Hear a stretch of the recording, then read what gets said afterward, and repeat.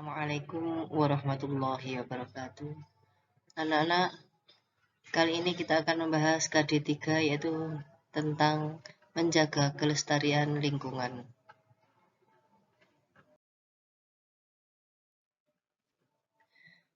Mari kita simak materi ini bersama-sama. Semoga dengan adanya materi yang akan Bunda sampaikan atau Umi sampaikan di sini mendapat atau membawa manfaat bagi kita semuanya.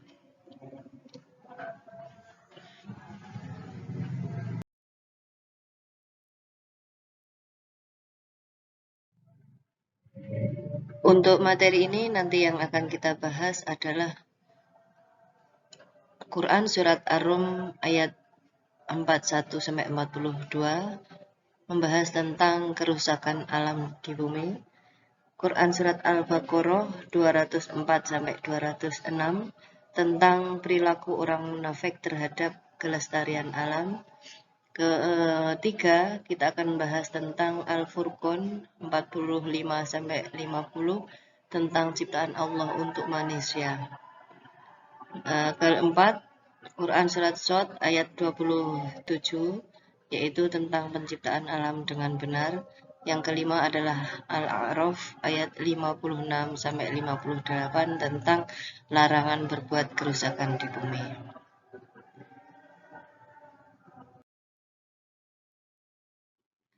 Quran Surat Ar-Rum ayat 41-42 tentang kerusakan alam di bumi. A'udzu billahi minasyaitonir rajim.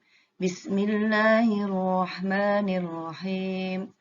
Zuharal fasadu fil barri wal bahri bima kasabat aydin nasi liyudhiqahum ba'dal ladzi 'amilu la'allahum yarji'un.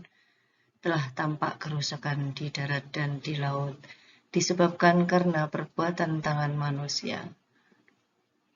Allah menghendaki agar mereka, para manusia itu, merasakan sebagian dari akibat perbuatan mereka, agar mereka kembali ke jalan yang benar.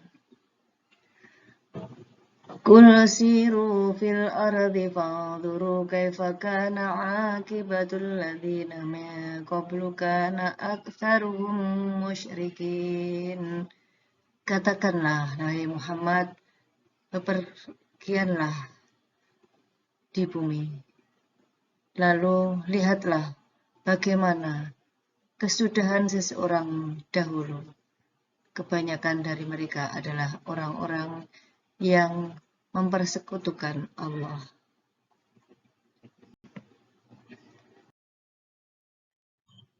Untuk lebih memahami ayat ini, mari kita bahas satu persatu lafadznya. Ya, kita cari maknanya satu persatu. Oke. Bismillahirrahmanirrahim. Dhahara telah nampak al-fasadu kerusakan fi di dalam al-barri daratan, wal bahri dan lautan. Allah telah menampakkan kepada manusia rusaknya daratan dan lautan itu adalah bima, disebabkan apa yang kasabat telah diperbuat aidin nasi oleh tangan-tangan manusia itu sendiri. Liyudhiqahum, supaya apa? Allah menampakkan kerusakan itu liyudhiqahum karena Allah ingin memberikan rasa kepada para manusia itu ba'dhan sebagian dari akibat alladzi yang amilu mereka perbuat.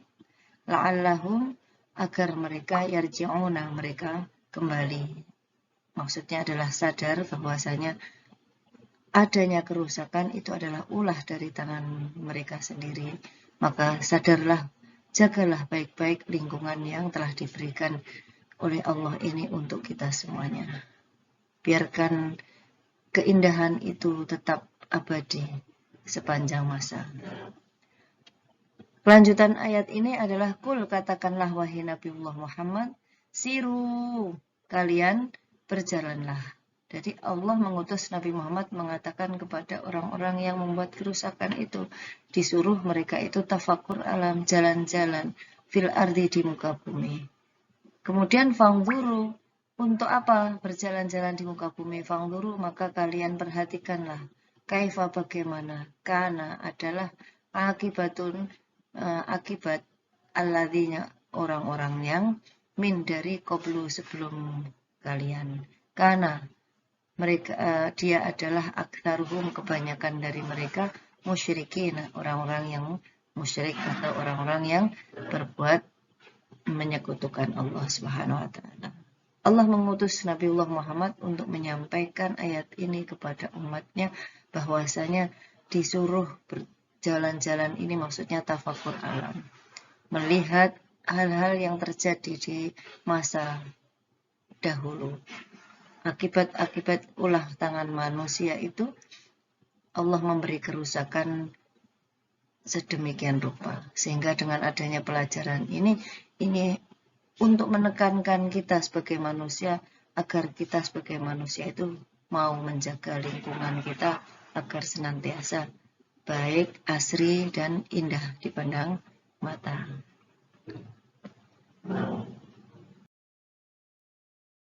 Oke, kita akan membahas tentang tafsirnya. Lafadz Dzoharul fasadu fil barri wal bahri bima kasabat aydin nas. Maksudnya telah nampak kerusakan di daratan dan di lautan disebabkan ulah tangan manusia. Ini maksudnya adalah yaitu Allah memberi ujian berupa berkurangnya hasil tanaman-tanaman dan buah-buahan itu karena banyak orang-orang yang berbuat kemaksiatan. Oke. Jadi dengan adanya rusaknya lingkungan maka mengakibatkan hasil tanaman dan buah-buahan pun berkurang. Berarti yang rugi manusia itu sendiri. Jadi ini menegaskan kepada kita semuanya agar selalu menjaga dan menjaga lingkungan kita dengan baik. Abdul Aliyah mengatakan bahwa barang siapa yang berbuat durhaka kepada Allah di muka bumi berarti dia telah berbuat kerusakan di muka bumi ini karena terpeliharanya kelestarian bumi dan langit adalah dengan ketaatan. Jadi Allah menciptakan segala sesuatu itu dengan ketaatan. Ya, mereka bumi, langit semuanya diciptakan Allah karena taat kepada Allah Subhanahu wa taala. Maka dari itu bumi ini bisa rusak itu gara-garanya di dalamnya ada orang atau manusia-manusia yang durhaka kepada Allah Subhanahu wa taala. Maka dari itu Allah pun murka kepada manusia itu sendiri, maka bumi diperintahkan karena ketaatan bumi kepada Allah. Langit pun juga demikian. Langit, jangan kau turunkan hujan.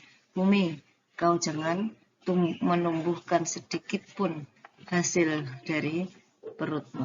Ini adalah karena bumi dan langit makhluk yang taat kepada Allah. Jika ada orang yang durhaka kepada Allah, berarti Allah pun murka kepada manusia itu. Karena itu disebutkan pula dalam sebuah hadis yang diriwayatkan oleh Imam Abu Dawud yang berbunyi A'udzubillahi minasyaitonirrajim lahadun yuqamu fil ardi ahabbu ila ahliha min ayyut maru arba'ina sohbaha. Sesungguhnya suatu hukuman had yang ditegakkan di muka bumi, maksudnya adalah ini kalau ada orang durhaka maka bumi dan langit pun diutus oleh Allah untuk taat, enggak boleh menurunkan hujan dan menumbuhkan satu biji sawi pun. Maka dari itu kalau tidak dihukum seperti itu, tidak dihad atau diberi hukuman, maka bumi ini akan lebih disukai oleh para penghuninya daripada mereka mendapatkan hujan selama 40 hari. Nah, ini menunjukkan bahwasanya hadis ini menguatkan bahwasanya manusia harus dan pasti diharuskan, ya di sini maksudnya adalah harus melestarikan atau menjaga lingkungannya. Karena kalau tidak, Allah pun murka kepada kita semuanya, mengutus semua makhluk-makhluknya termasuk bumi, langit, dan hujan pun dilarang turun oleh Allah Subhanahu wa Ta'ala.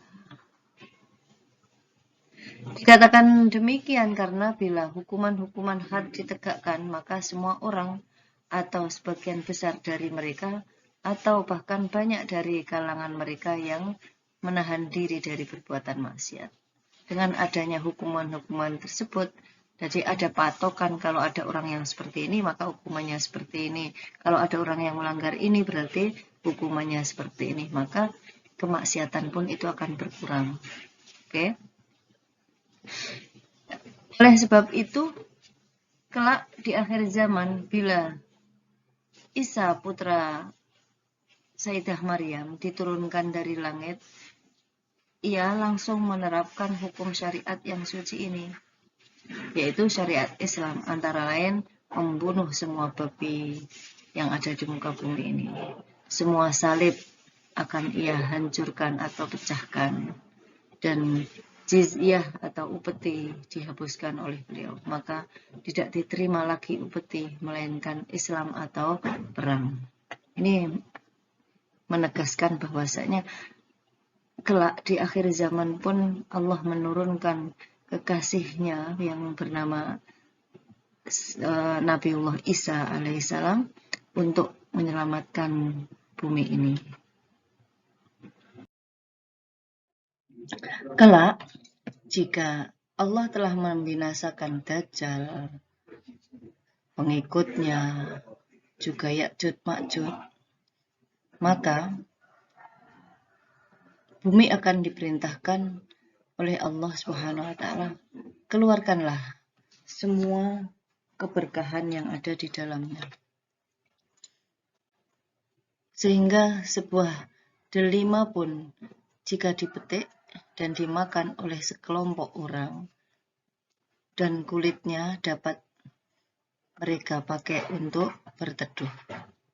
Ini saking suburnya, satu delima dimakan oleh beberapa orang dari kelompok manusia, dan kulitnya pun untuk dijadikan sebagai untuk berteduh. Kita bayangkan, saking suburnya bumi tersebut bisa menghasilkan buah yang kulitnya pun bisa untuk naungan berteduh itu tadi.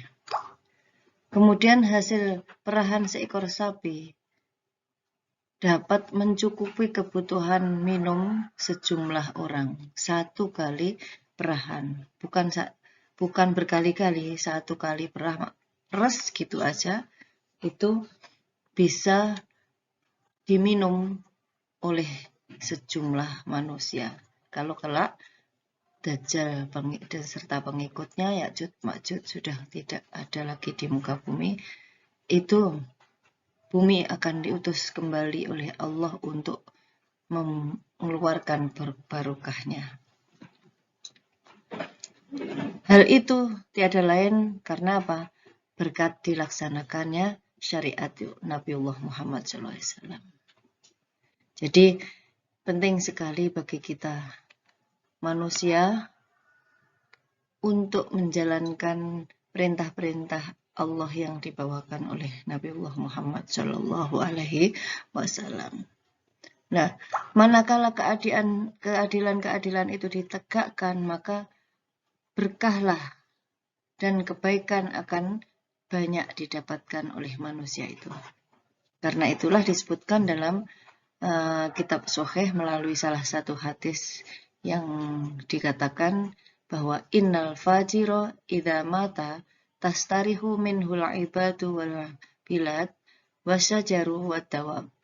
Apabila seorang pendurhaka itu mati, maka merasakan kegembiraan semua hamba, negeri, pepohonan, dan hewan-hewan dengan kematiannya.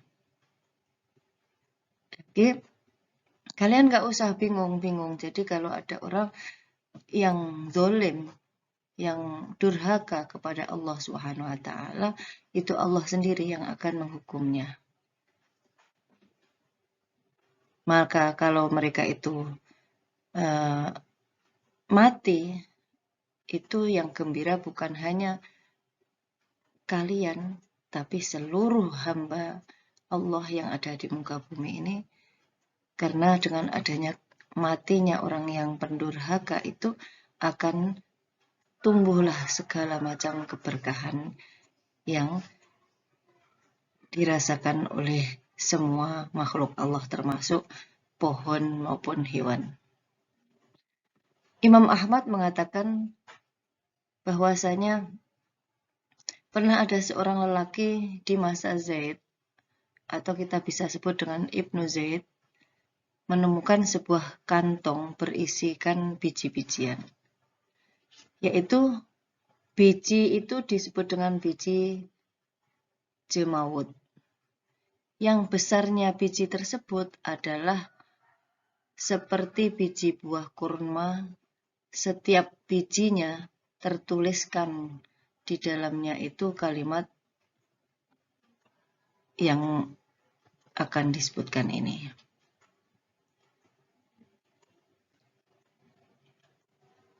Hasil tanaman di suatu masa yang ditegakkan kepada prinsip keadilan ini akan ditulis. Tulisan ini akan ditulis dalam biji-biji yang disebut dengan biji jamawut itu tadi.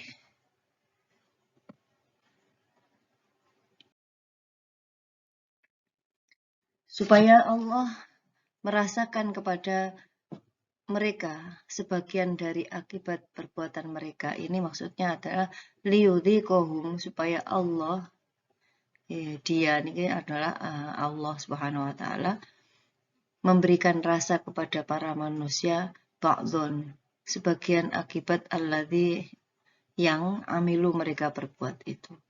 Maksudnya apa? Maksudnya adalah agar Allah menguji kepada mereka para manusia dengan berkurangnya harta dan jiwa serta hasil buah-buahan sebagai suatu kehendak dari Allah Subhanahu wa taala. Dan selain itu merupakan ujian sekaligus sebagai balasan bagi perbuatan mereka itu sendiri. Sedangkan lafaz la'allahum yarji'un, agar mereka bisa kembali ke jalan yang benar, maksudnya adalah yakni agar mereka tidak lagi mengerjakan perbuatan-perbuatan kemaksiatan. Sebagaimana yang disebutkan dalam ayat lain, yaitu Quran Surat Al-A'raf ayat 168. A'udzubillahi minasyaitonirrajim. Bismillahirrahmanirrahim. Wa balawnahum bil hasanati wassayyiati la'allahum yarji'un. Dan kami coba para manusia itu dengan nikmat yang mana nikmat itu adalah sebaik-baik nikmat, dan bencana, yaitu bencana merupakan bencana yang sangat buruk, agar mereka itu dapat kembali kepada Allah Subhanahu wa taala. Jadi jangan sampai kita itu menunggu ujian-ujian ini datang dari Allah Subhanahu wa taala. Mari kita sama-sama sadar diri untuk menjaga lingkungan kita agar tetap lestari sepanjang masa. Berikutnya maksud dari Quran Surat Ar-Rum ayat 42 bagian min qablu di sini adalah kaifa kana aqibatul ladzina min qablu, orang-orang dari yang sebelum kita itu siapa? Orang terdahulu itu siapa? Orang-orang terdahulu itu adalah orang-orang sebelum kita ini ada di muka bumi. Allah begitu murka kepada mereka dengan mendatangkan akibat yang sangat buruk. Kemudian kana aktsaruhum musyrikin, kebanyakan dari mereka itu adalah orang-orang yang menyekutukan Allah. Maka lihatlah apa yang telah menimpa kepada mereka disebabkan pendustaan mereka kepada para rasul yang diutus oleh Allah untuk mereka. Bahkan mereka mengingkari nikmat-nikmat Allah yang telah diberikan kepada mereka. Ini kemurkaan Allah Subhanahu wa taala kepada umat-umat terdahulu, untuk dijadikan ibrah agar kita tidak semena-mena hidup di muka bumi ini.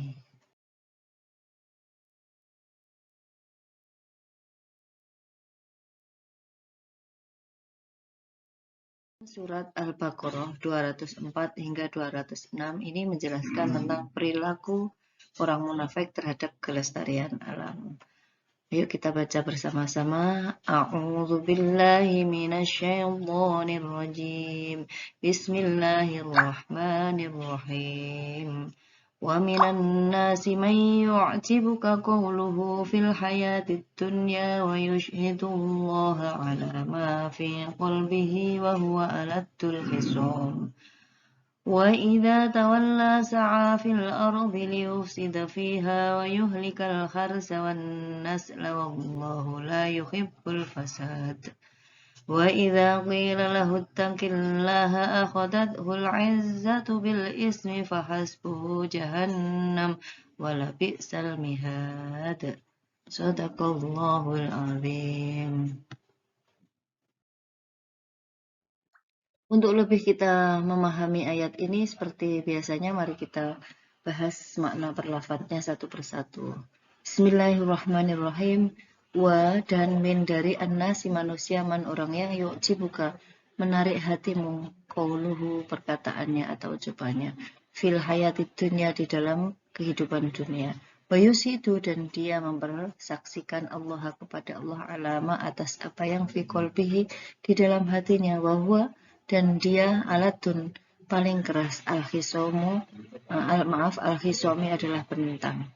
Wa idza dan apabila tawallau ia berpaling sa'a dia berjalan fil ardi di muka bumi liyufsida untuk membuat kerusakan fiha di dalamnya.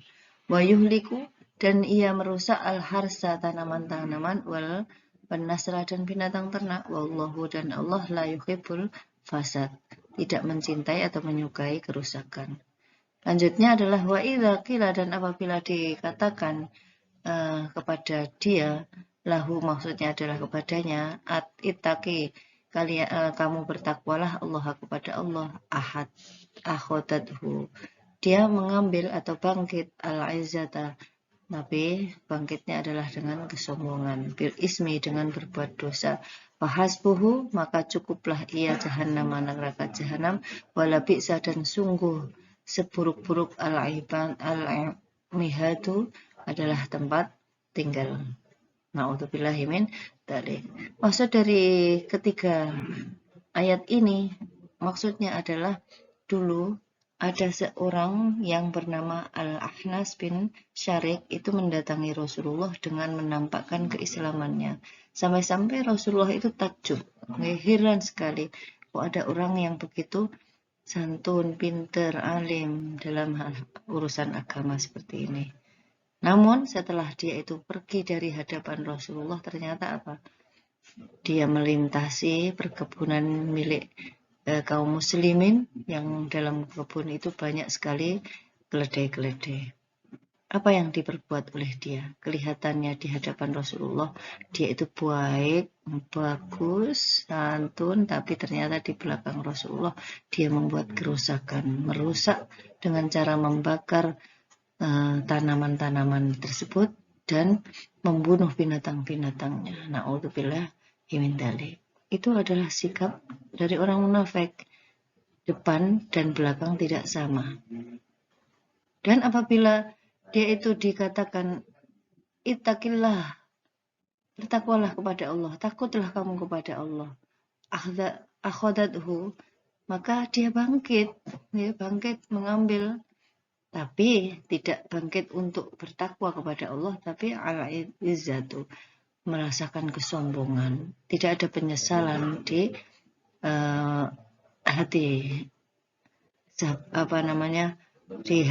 Al-Ahsan bin Syarik tadi, tidak sedikit pun ada penyesalan di dalam hatinya. Oleh karena itu tidak mencerminkan mencerminkan apa yang dikatakan Quran Ar-Rum sebelumnya tadi, bahwasanya dalam berbuat kerusakan Allah masih menunggu taubatnya orang tersebut. Dia bangga akan dosa-dosa yang dilakukan, merusak tanaman dan membunuh binatang orang muslim tersebut. Maka orang yang seperti itu pantaslah ditempatkan di tempat yang paling buruk, yaitu adalah neraka jahanam. Na'udzubillahi min dzalik. Untuk itu mari kita saling mengingatkan satu dengan yang lain. Kita jaga lingkungan kita agar tetap lestari, asri, bagus, ya.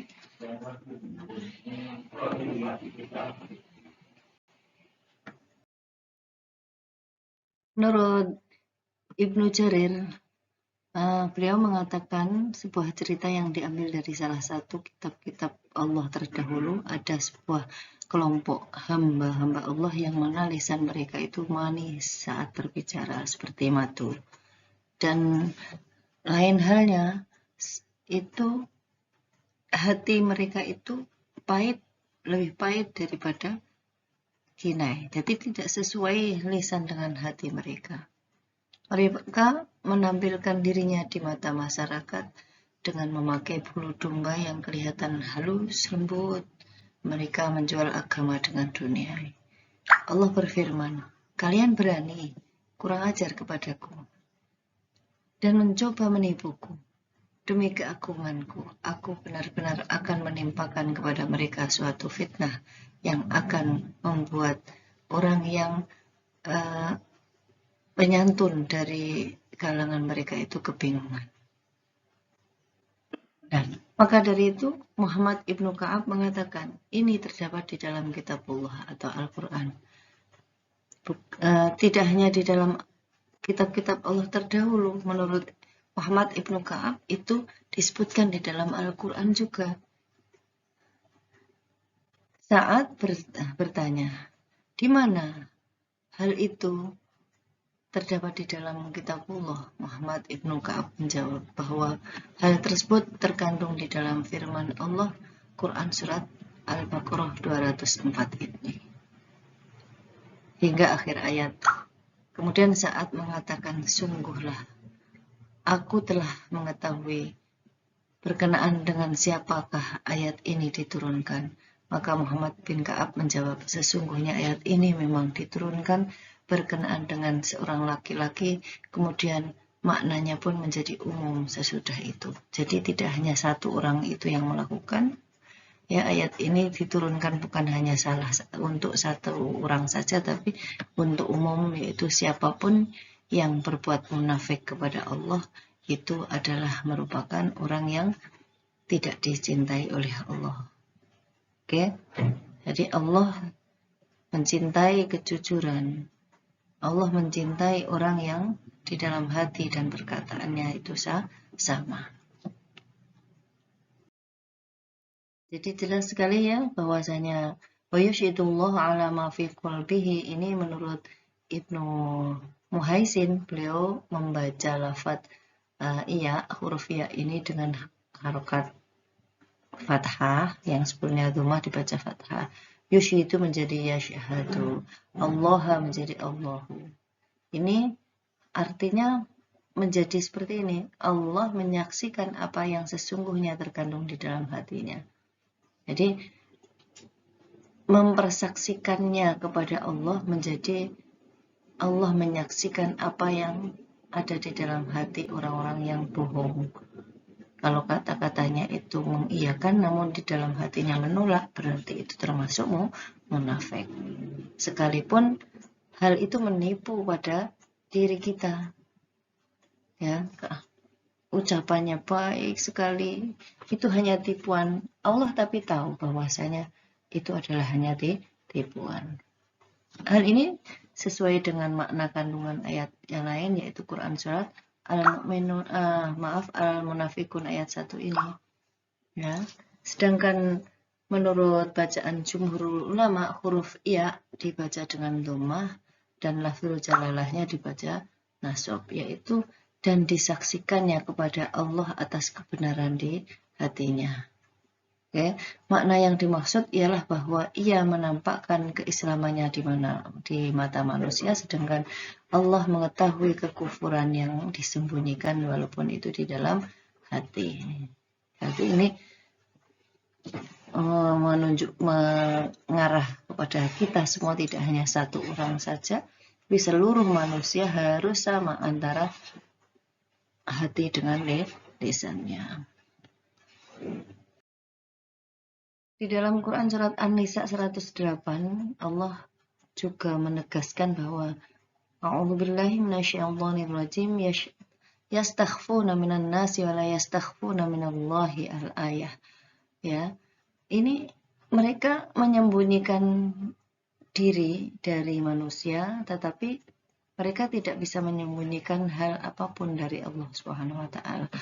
Bahkan walaupun mereka itu bersumpah dengan atas nama Allah, tidak mau mengindahkan apa yang diucapkan, hanya terlintas saja di bibir, sedangkan perbuatan itu tidak dijalankan, itu Allah tahu.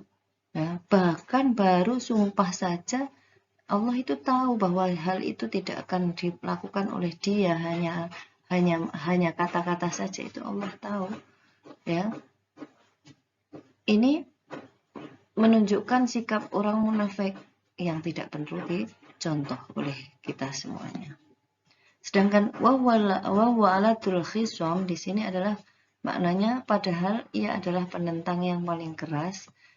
Lafadz alat di sini menurut istilah memiliki arti yang paling menyimpang atau membangkang. Jadi apa yang disampaikan di lisan itu tidak sama. Dia membangkang, tidak menjalankan apa yang dikatakan. Pengertian yang sama dengan yang terdapat di dalam firman Allah Quran surat Maryam ayat 97. A'udzubillahi minasyaitonirrajim. Bismillahirrahmanirrahim. Al-a'waju wa tunzira bihi qauman luddan. Dan agar kamu memberi peringatan dengannya kepada kaum yang membangkang. Jadi alatun sama, yaitu adalah membangkang atau menyimpang. Mana yang dimaksud ialah menyimpang atau membangkang. Demikianlah keadaan orang munafik dalam berdebatan dengannya. Ia selalu berdusta dan melakukan pengelabuhan terhadap perkara yang hak, serta menyimpang dari jalan yang benar. Bahkan seorang munafik itu selalu berbuat-buat kedustaan dan melampaui batas, seperti apa yang disebutkan dalam hadis Rasulullah berikut ini. Ayatul munafiki thalathun, idza haddasa kadzdzaba wa idza ahada qadara wa idza khasama fajara. Orang munafik itu memiliki tiga ciri atau tiga tanda. Yang pertama, apabila dia itu berbicara selalu berdusta, apabila dia berjanji selalu mengingkari, dan apabila bersengketa dia selalu berbuat curang. Itu adalah orang-orang munafik. Maka dari itu kita sebagai orang Islam haruslah belajar sikap jujur itu. Semoga dengan adanya belajar tersebut, kejujuran itu bisa melekat pada diri kita hingga akhir hayat kelak. Allahumma amin. Begitu juga dengan ayat hadis-hadis yang lain ini. Silahkan dibaca sendiri. Hadis lain yang diriwayatkan oleh Abdul Razak bahwa alatul khisam di sini berarti inna qadar rajuli ilallahi alatul khisam. Perihal tentang padahal ia adalah penentang yang paling keras itu menurut Rasulullah adalah sesungguhnya laki-laki yang dimurkai oleh Allah ialah penantang yang paling keras. Nah, dalam Quran surat Al-Baqarah 205 disebutkan wa idza tawalla sa'a fil ardi liyufsida fiha wa yuhlikal harsa wan nasla wa huwa la yuhibbul fasad. Ini adalah ucapannya selalu menyimpang dan perbuatan jahat. Yang pertama dengan ucapan, kemudian yang kedua dilanjutkan dengan perbuatan. Nah, ayat ini menegaskan janganlah kita itu seperti apa yang disampaikan dalam Quran surat An-Nazi'at ini, bahwasanya Kemudian dia Fir'aun itu berpaling seraya berusaha menentang Nabi Musa alaihissalam. Maka dia mengumpulkan pembesar-pembesarnya, lalu berseru dan memanggil kaumnya tersebut berkata, "Akulah Tuhan kalian yang paling tinggi." Maka Allah mengadabnya dengan adab akhirat dan adab di dunia. Sesungguhnya yang demikian itu terdapat pelajaran bagi orang-orang yang takut kepada Allah Subhanahu wa Ta'ala. Jadi kita jangan sampai menjadi orang yang menentang Allah, menentang utusannya. Kita harus melaksanakan apa yang diperintahkan oleh Allah Subhanahu wa Ta'ala. Jangan mengatakan bahwa kita itu iman, tapi malah mengaku-ngaku bahwa dirinya adalah Tuhan, seperti dalam cerita Quran surat An-Nazi'at ini. Begitu juga dengan seruan apabila kita itu disuruh untuk menunaikan sholat Jumat sebagaimana Quran surat Al-Jumu'ah ayat 9 ini, maka bersegeralah untuk mengingat Allah Subhanahu wa Ta'ala. Jangan kita itu disibukkan oleh urusan dunia belaka. Waktunya sholat, kita harus sholat. Waktunya kita beribadah, apapun ibadahnya, waktunya harus kita sendirikan. Tidak boleh terlena selalu mementingkan hubungan akhirat saja. Mementingkan kehidupan dunia saja. Tapi sisihkan waktu untuk mengingat Allah Subhanahu wa Ta'ala. Nah, ayat ini sekarang menjelaskan tentang tata cara menjalankan sholat. Saat kita mendengarkan kumandang azan sholat memanggil kita, maka datangilah sholat itu dengan tenang dan anggun. Jangan sampai kita sebaliknya mendatangi dengan berlarian karena takut masbuk. Kalau tidak mau masbuk, berarti ya datanglah lebih awal. Jangan sampai kita itu merasakan lari-lari kecil, sehingga dengan adanya lari-lari itu nanti nafas kita akan terengah-engah, ya, tidak tenang, tidak khusyuk saat menjalankan ibadah sholat tersebut. Oke. Quran surat Al-Baqarah 205 di sini maksud dari orang munafik adalah yang disebutkan dalam ayat ini. Orang munafik yang mana?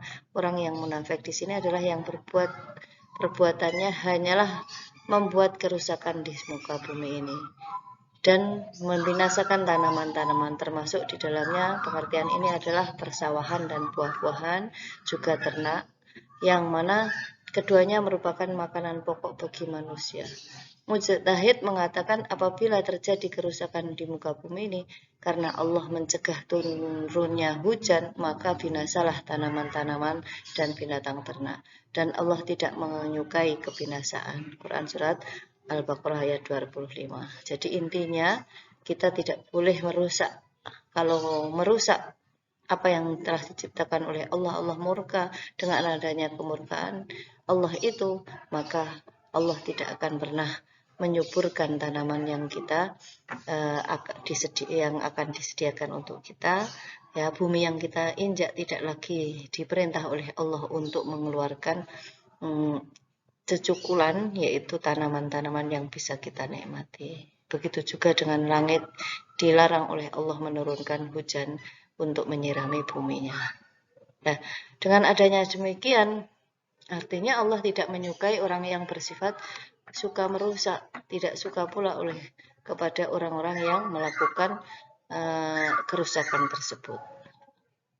Firman Allah dalam Quran selanjutnya yaitu Quran surat Al-Baqarah 206, wa idza qila lahum taqillaha akhadathul 'izzata bil itsmi. Dan apabila dikatakan kepada mereka bertakwalah kepada Allah, bangkitlah kesombongan yang menyebabkannya berbuat dosa. Apabila orang yang durhaka ini diberi nasihat agar mengubah bicara dan perbuatannya, dan dikatakan kepadanya bertakwalah kepada Allah dan berhentilah dari cara bicara dan perbuatannya itu, serta kembalilah ke jalan yang benar, maka orang-orang sombong, orang-orang munafik itu maksudnya itu ia akan menolak dan membangkang perintah tersebut. Timbullah rasa fanatisme dan kemarahannya yang menyebabkan dia melakukan dosa. Maka ayat ini serupa dengan makna ayat lain, yaitu firman Allah yang berbunyi, A'udzubillahi minasyaitonirrajim. Bismillahirrahmanirrahim. Wa idza tutla 'alaihim ayatuna bayyinatin ta'rifu fi wujuhil ladzina kafarul mu'kara yakaduna yastuna billadzina yatluna 'alaihim ayatina qul afa unabbi'ukum bi syarrim min dzalikumun nar wa'adahu alladzina kafaru wa bi'sal masir. Dan apabila dibicarakan di hadapan mereka ayat-ayat kami yang terang, niscaya kamu melihat tanda-tanda keingkaran pada muka orang-orang yang kafir itu. Hampir-hampir mereka menyerang orang-orang yang membacakan ayat-ayat kami di hadapan mereka. Katakanlah, apakah akan aku kabarkan kepada kalian yang lebih buruk daripada itu, yaitu neraka? Allah telah mengancamkannya kepada orang-orang kafir, dan neraka itu adalah seburuk-buruk tempat kembali. Quran Surat Al-Hajj ayat 72. Ini seiring atau sama maknanya dengan Quran Surat Al-Baqarah ayat 205 tadi. Kemudian dalam Quran Surat Al-Baqarah ayat 206 disampaikan, Fahasbuhu jahannam wala bi'sal masir. Bersamakan ya, wa bi'sal masir, kembalinya adalah seburuk-buruk tempat untuk kembali, yaitu jahannam, neraka jahannam. Na'udzubillah. Quran berikutnya adalah Quran Surat Al-Baqarah ayat 207. Wa minan nasi may yasri nafsahu ibtigha'a mardhatillah. Dan di antara manusia ada, ya, ada. Tadi kan di atas ada yang munafik, yang sekarang ada juga orang yang mengorbankan dirinya karena mencari ridho Allah Subhanahu wa taala. Tirukan ini, ya. Setelah Allah menyebutkan sifat-sifat orang munafik yang tercela tadi dalam ayat sebelumnya, pada ayat berikutnya Allah menyebutkan sifat-sifat orang mukmin yang terpuji. Untuk itu Allah berfirman, dan diantaranya manusia itu ada juga orang yang mau mengorbankan diri kepada Allah untuk mencari ridhonya. Ya. Kalian sudah bisa memilih kan, memilih mana yang baik dan mana yang benar, maka pilihlah yang diridhoi oleh Allah Subhanahu wa taala.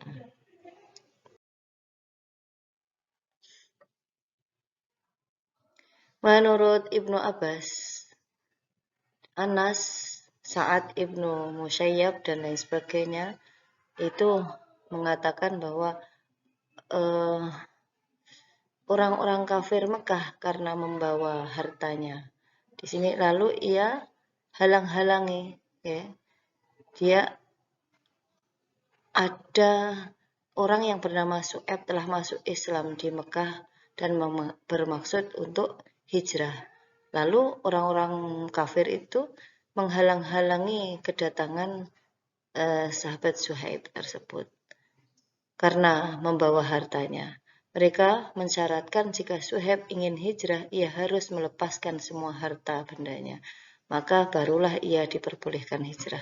Ternyata, maaf di sini ya, ternyata Suhaib bersikeras hijrah dan melepaskan semua harta bendanya demi melepaskan diri dari cengkeraman orang-orang kafir Mekah itu.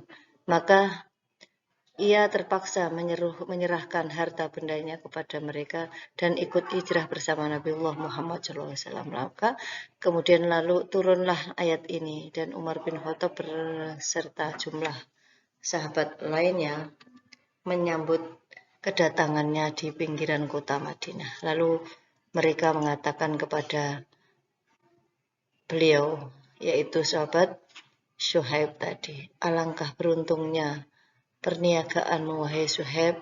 Suhaib berkata kepada mereka, demikian pula kalian, aku tidak akan membiarkan Allah merugikan perniagaan kalian, dan apa yang aku lakukan ini tidak ada apa-apanya. Kemudian diberitahukan kepada Suhaib bahwasanya Allah telah menurunkan ayat ini berkenaan dengan peristiwa yang dialami oleh sahabat Suhaib tersebut.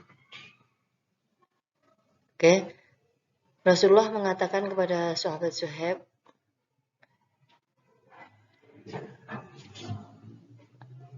Robiha al-bay'u Suhaibun. Robiha al-bay'u Suhaib. Suhaib telah beruntung dalam perniagaannya. Itu diulang dan diulang oleh Rasulullah Shallallahu Alaihi Wasallam.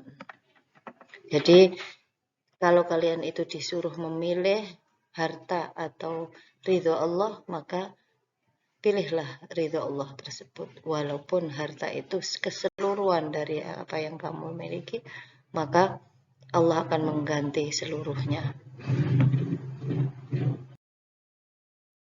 Ini adalah hadis selengkap cerita tentang sahabat Suhaib. Sahabat Suhaib mengatakan kepada kafir Quraisy itu bahwasanya niat hendak melakukan hijrah kepada Nabiullah Muhammad SAW dari Mekah menuju Madinah. Lalu orang kafir Quraisy itu menentang, "Hei Suhaib, kamu itu loh datang kepada kami dalam keadaan tidak punya apa-apa, sedangkan kamu sekarang mau pergi dengan harta-hartamu itu. Demi Allah itu nggak baik." Maka Nabi Suhaib itu berkata kepada mereka, "Bagaimana menurut kalian jika aku tetap pergi, ya, terus harta-hartaku ini ku tinggal?" Maka menjawab mereka, jawabannya adalah, "Iya, kami setuju." Maka aku serahkan harta-hartaku itu kepada mereka dan mereka membiarkan aku pergi. Lalu aku berangkat hingga sampai ke Madinah ini. Ketika beliau sampai kepada Nabiullah Muhammad SAW, Suhaib telah disebut oleh Rasulullah, "Suhaib, kamu telah beruntung dalam perniagaanmu." Suhaib telah beruntung dalam pernikahan itu selama diulang oleh Rasulullah selama 2 kali perkataan itu.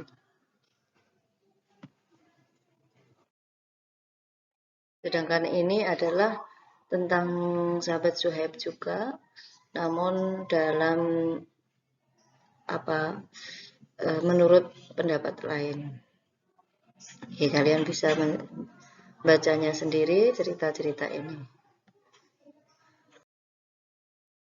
Jadi contoh yang diceritakan oleh sahabat Suhaib tadi itu dalam Quran surat At-Taubah, Allah mengisarahkan bahwasanya sesungguhnya Allah telah membeli dari orang-orang mukmin diri dan harta mereka dengan pemberian surga untuk mereka. Mereka berperang di jalan Allah, lalu mereka membunuh atau terbunuh. Itu telah menjadi janji yang besar dari Allah Subhanahu wa Ta'ala di dalam Quran Taurat, Injil, bahkan Al-Quran sendiri. Dan siapakah yang lebih menepati janji selain daripada Allah? Maka bergembiralah dengan jual beli yang telah kalian lakukan itu, dan itulah kemenangan yang besar. Jadi kalau kita mau berkorban harta kita, tenaga kita karena Allah Subhanahu wa Ta'ala, akan diganti oleh Allah Subhanahu wa Ta'ala berupa surganya. Jadi kalau kita mementingkan lebih mengutamakan kepentingan Allah daripada kepentingan pribadi kita, maka kelak yaumul qiyamah kita akan dimasukkan surganya Allah Subhanahu wa Ta'ala. Dan di dunianya kita akan mendapatkan ganti 100 kali lipat dari apa yang kita butuhkan. Jadi tidak mengalami kesulitan sama sekali. Berikutnya, ketika Hisham ibnu Amir maju menerjang kedua sayap barisan musuh, sebagian orang memprotes perbuatannya itu dan mengatakan bahwa ia menjatuhkan dirinya ke dalam kebinasaan. Maka Umar bin Khattab dan Abu Hurairah serta yang lain, keduanya membantah protesan yang dilakukan oleh orang-orang tersebut. Lalu mereka membicarakan ayat ini. Dan di antara manusia ada yang mengorbankan dirinya karena Allah Subhanahu wa Ta'ala. Nah, ini bukan merupakan suatu bunuh diri, tapi ini menunjukkan bahwasanya adalah termasuk orang yang mencari ridho Allah Subhanahu wa Ta'ala. Berikutnya, Al-Furqan 45 sampai 50. A'udzu billahi minasyaitonir rajim. Bismillahirrahmanirrahim. Alam tara ila rabbika kaifa madda dhilla walau syaa laja'alahu sakina thumma ja'alna syamsa 'alaihi dalila ثم قبضناه إلينا قبضا يسيرا وهو الذي جعل لكم الليل لباسا والنوم سباتا وجعلنا النهار نشورا. Maksudnya kita bahas 3 dulu. Apakah tidak kamu melihat kepada Rabbmu, pada Tuhanmu, bagaimana Allah atau Tuhan telah memanjangkan bayang-bayang yang ada di muka bumi ini. Jikalau Allah itu menghendaki, maka sungguh akan menjadikan bayangan-bayangan itu adalah tetap ada, walaupun matahari telah tenggelam ataupun akan terbit kembali. Tsumma ja'alna syamsa 'alaihi dalila. Kemudian kami akan menjadikan matahari itu sebagai bukti atau petunjuk. Karena seandainya matahari itu tadi tidak ada, maka bayangan-bayangan itu pun tidak akan dikenal oleh manusia. Oke, kita akan membahas tentang satu persatu makna dari ayat ini. Alam tara ila rabbika kaifa madda dhilla. Apakah kamu tidak memperhatikan ciptaan Tuhanmu, bagaimana dia memanjangkan bayang-bayang? Ibnu Abbas dan lain sebagainya telah mengatakan bahwa hal ini terjadi di antara terbitnya fajar sampai dengan terbitnya matahari. Jadi kita harus memperhatikan apa yang telah diperbuat oleh Allah Subhanahu wa taala. Apa yang telah diciptakan Allah Subhanahu wa taala itu tentang bayangan-bayangan matahari. Allah memanjangkan bayangan-bayangan itu, memendekkan kembali, menyamai benda tersebut dan lain sebagainya. Itu karena kuasa Allah Subhanahu wa taala. Dan jika Allah itu menghendaki walau sya'ala ja'alahu sakinah, sungguh Allah akan melenyapkan atau menghilangkannya. Tapi Allah tidak berbuat seperti itu. Allah tetap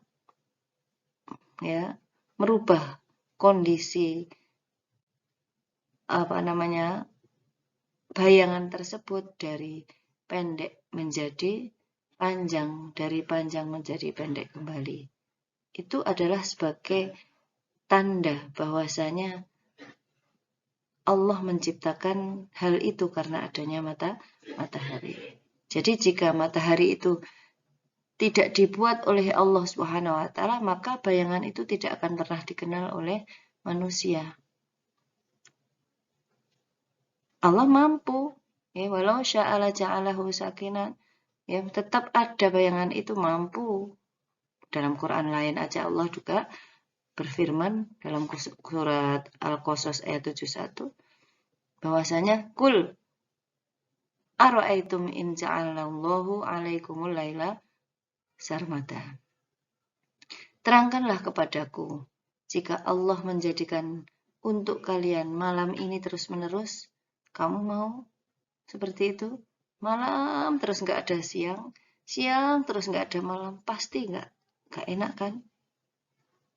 Itu karena apa? Allah dalam ayat selanjutnya, tsumma ja'alna syamsa 'alaihi dalila, ini adalah seandainya matahari itu tidak terbit, tidak ada bayangan pula. Tentunya bayangan-bayangan itu tidak akan ada maksudnya. Di sini maksudnya tidak akan terbit lagi, tidak akan tenggelam. Matahari itu, maka bayangan itu pun juga tidak akan pernah ada. Karena sesungguhnya sesuatu itu tidak dikenal melainkan melalui lawannya.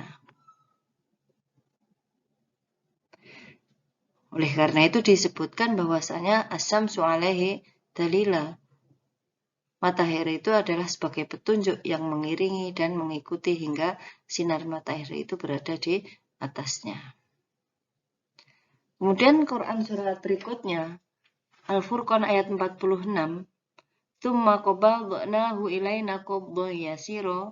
Kemudian kami menarik bayang-bayang itu kepada kami dengan tarikan yang berpelan-pelan, tidak langsung seret seperti itu ya. Langsung hilang itu malah menakutkan.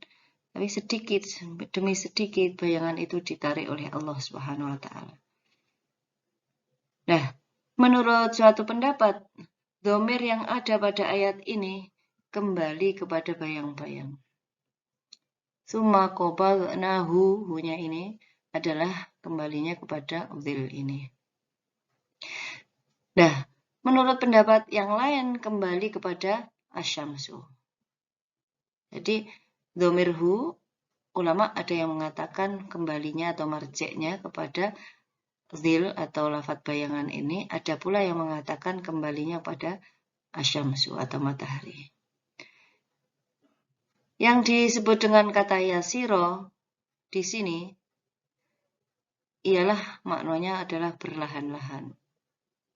Menurut Ibnu Abbas artinya adalah cepat, sedangkan menurut Mujahid tersembunyi. Namun menurut As-Satti mengatakan tarikan yang tersembunyi sehingga tiada bayangan lagi di muka bumi melainkan yang ada di bawah atap atau di bawah pohon, karena matahari menyinari semua yang ada di atas bumi ini. Hubungan dengan makna firman Allah ini dengan tarikan yang berlahan-lahan ini, ya, bayangan itu oleh Allah ditarik dengan berlahan-lahan, yaitu sedikit demi sedikit. Kenapa demikian? Wa huwallazi ja'ala lakum laila libasa. Dialah yang menjadikan untuk kalian itu malam sebagai pakaian. Maksudnya menyembunyikan wujud dan menutupinya, sama dengan yang disebutkan dalam Quran surat Al-Lail ayat 1. A'udzubillahi minasyaitonirrajim wal-laili idza yaghsha. Demi malam apabila menutupi cahaya siang. Dilanjutkan wan nauma subata. Wan nauma subata di sini dan tidur itu adalah untuk istirahat. Yaitu tujuan Allah menjadikan tidur supaya menghentikan semua gerakan untuk melakukan istirahat agar tubuh menjadi segar kembali. Karena sesungguhnya semua anggota tubuh dan panca indera mengalami kelelahan akibat banyak bergerak dalam melakukan aktivitas di siang hari mencari penghidupan. Apabila malam hari itu tiba dan suasana menjadi tenang, maka menjadi tenang pula semua gerakan dan orang-orang atau manusia atau makhluk yang lain bisa beristirahat. Lalu datanglah rasa kantuk, kemudian manusia atau makhluk itu bisa tertidur. Jadi tidur itu merupakan istirahat bagi tubuh dan roh sekaligus. Wa ja'alan nahara nusyura. Dan dia menjadikan siang untuk bangun atau untuk berusaha. Manusia melakukan aktivitasnya di siang hari untuk mencari penghidupan.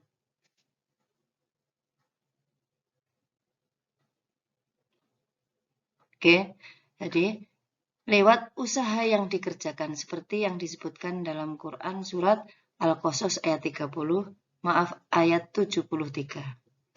A'udzubillahi minasyaitonirrajim. Bismillahirrahmanirrahim.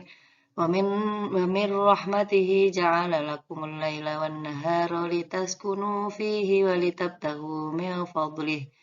Dan karena rahmatnya, dia jadikan untuk kalian malam dan siang Supaya apa? Kalian beristirahat pada malam itu dan supaya kalian mencari sebagian dari karunia Allah itu di siang harinya. Jadi fungsi dari adanya ekosistem atau peredaran matahari ini adalah untuk manusia itu sendiri. Oke, jadi jangan kita menyia-nyiakan apa yang telah diberikan oleh Allah Subhanahu wa taala. Tanda-tanda yang diberikan ini kita harus yakini bahwa adanya bayang-bayang karena ada pergerakan matahari itu. Dengan adanya pergerakan matahari itu, manusia bisa merasakan kenikmatan di siang hari, di pagi hari, di malam hari untuk aktivitas-aktivitas yang harusnya disesuaikan dengan syariat yang telah ditentukan Allah ini. Berikutnya kita baca bersama-sama berikutnya ayat Al-Furqan 48-50. Ta'awud dulu. A'udzu billahi minasyaitonir rajim. Bismillahirrahmanirrahim. Wa huwal ladzi arsala ar-riyaha busran baina yaday rahmatih wa anzalna minas samaa'i maa'an tahura linuhyiya bihi baldatan maytan wa nusqiyahu mimma khalaqna an'aman wa anasiyan katsira wa laqad sarrafnahu bainahum liyadhakkaru fa'aba aktsarun nasi illa kufura. Ayat ini menjelaskan tentang Allah telah mengirimkan atau meniupkan angin sebagai kabar gembira di antara kita ini, bahwasanya Allah lah yang menjadikan manusia itu bisa menikmati apa yang telah diciptakan oleh Allah ini. Dialah yang meniupkan angin, ya, kabar gembira dekat sebelum kedatangan rahmat Allah. Dan kami turunkan dari langit itu air yang sangat bersih sekali. Berbicara tentang hal ini, Allah mengirimkan angin untuk mendorong supaya bumi itu bisa disiram oleh hujan. Maka dari itu, ujung dari lafaz ini adalah wa anzalna minas sama'i ma'an tahura. Allah melimpahkan banyak sekali air dari langit dengan kondisi yang sangat bersih.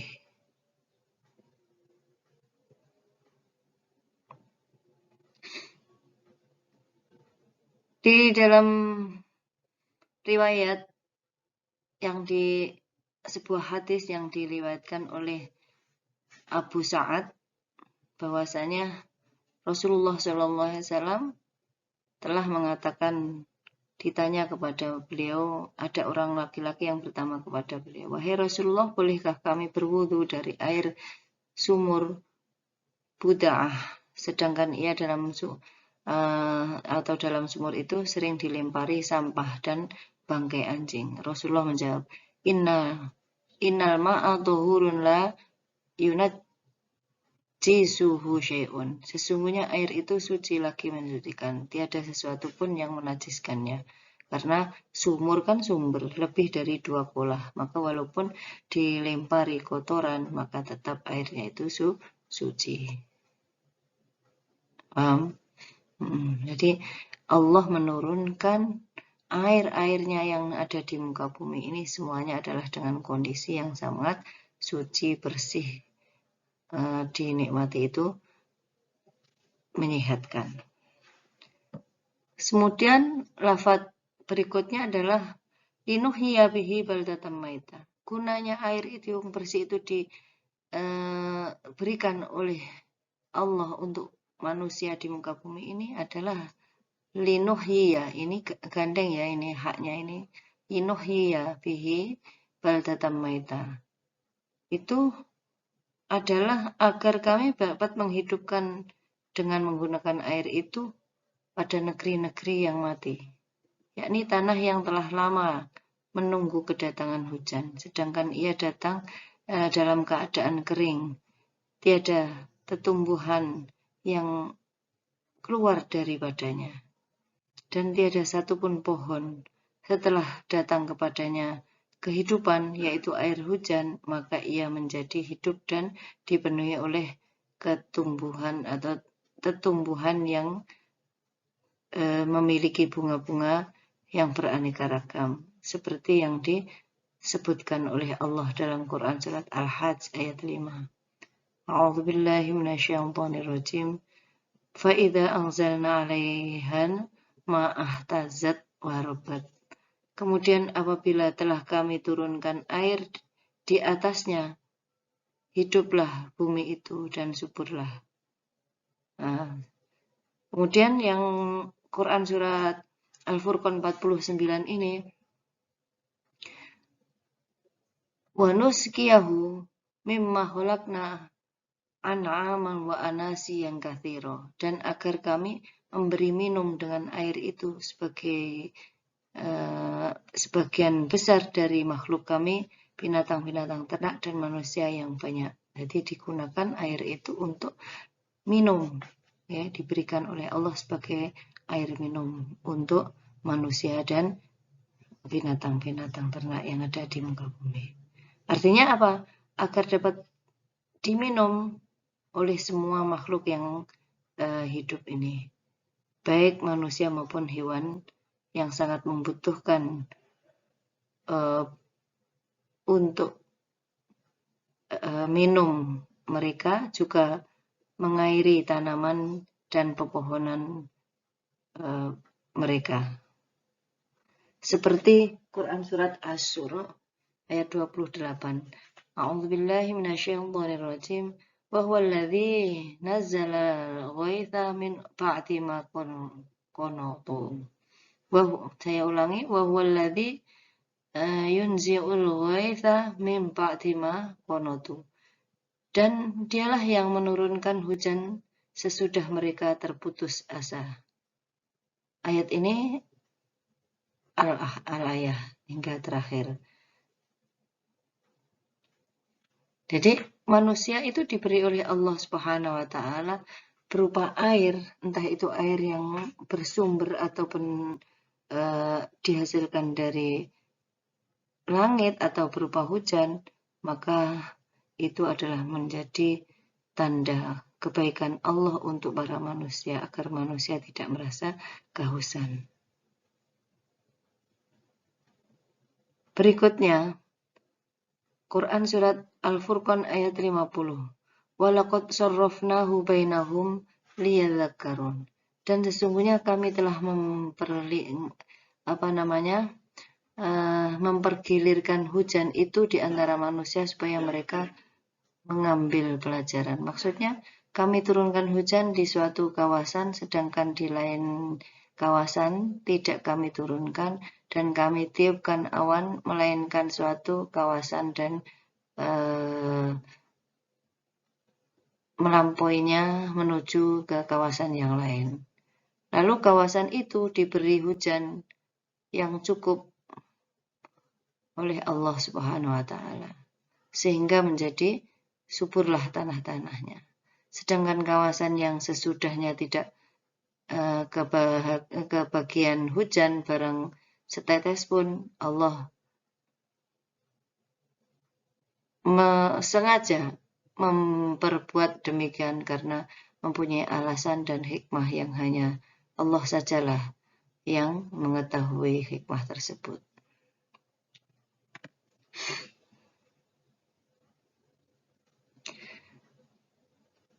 Di dalam pendapat lain, mulai dari lafaz walaqad sarrafna bainahum liyadzakkaru fa aba aktsarun nasi illa kufura, di sini maksudnya agar manusia itu mengambil pelajaran melalui bumi yang dihidupkan oleh Allah sesudah mati melalui tetesan air hujan.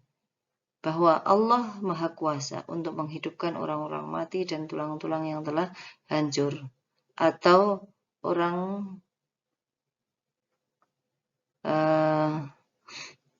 itu ya agar tidak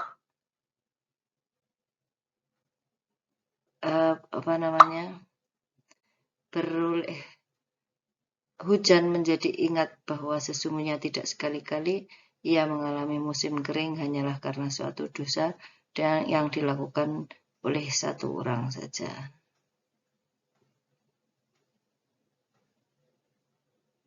Sekian ya untuk kita baca bersama-sama. Terlebih dahulu kita ta'awudz.